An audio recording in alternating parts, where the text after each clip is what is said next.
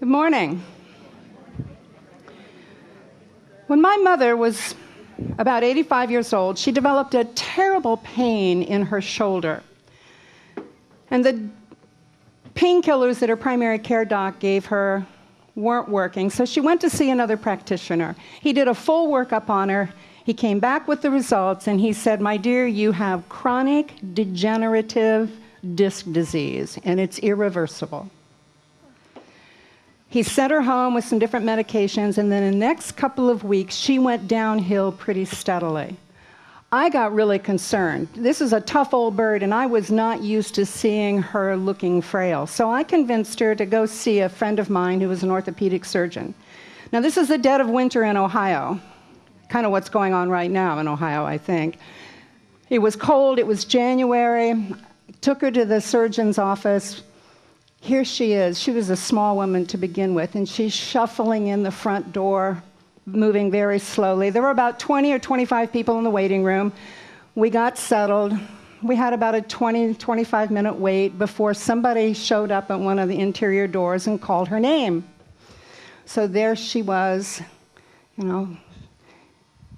walking through and disappearing behind that door. Another half hour passed.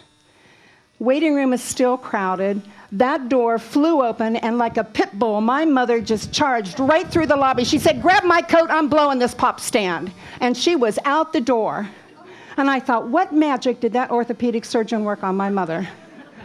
I got her settled into the car, and I said, "What happened?" And she said, "Doc told me I had a little arthritis." Arthritis I can deal with. I've had that for years. It was irreversible degenerative disc disease I couldn't handle. How many of you can tell a similar story? Yes. Now, what's going on here? This is part of what we're going to be talking about today.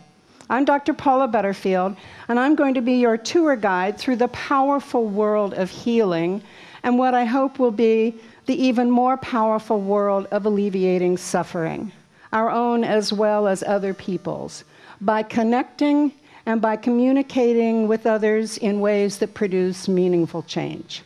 So that's really our focus today. Let me give you our agenda for today. This morning we're going to do what I call taking a lay of the land. We're going to start with some working definitions and some distinctions, which I'll talk about in a moment, and some foundational information that really is going to come later in the day.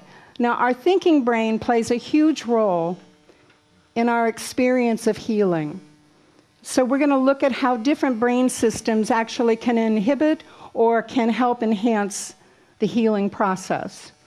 And then this afternoon, and this morning we'll also start with just some initial strategies for activating the body's healing systems. Then this afternoon, we're really going to focus on what I call building on the positive. We're going to look a lot more closely at ways to nurture well-being and resilience. We know an awful lot now about how to build a sense of well-being in people. Toward the end of the day, we'll focus much more on communication strategies for creating what I call a holding environment.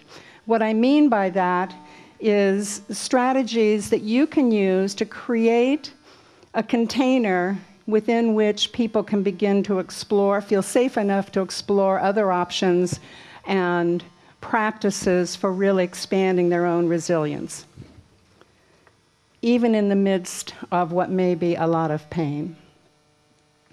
So that's the agenda for today.